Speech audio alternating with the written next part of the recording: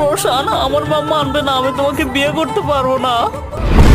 থাকো, আমি চলে গেলাম, মা অপেক্ষা করতেছে। ভাই, আমি তোকে বলেছিলাম না মেয়েরা ধোঁকাবাজ হয়। না ভাই, ও আমাকে ধোঁকা দেয়নি, ও 8-10টা মেয়ের মতো না, ও আমাকে মন থেকে ভালোবাসে। আচ্ছা, তুই কেমনে বুঝলি ও তোকে ধোঁকা দেয়নি?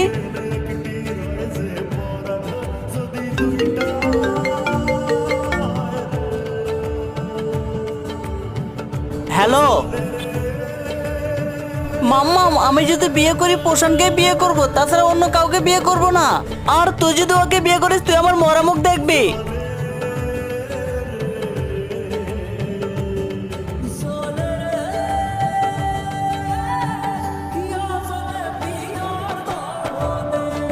সব মেয়েরা ধোঁকাবাজ হয় না ভাই।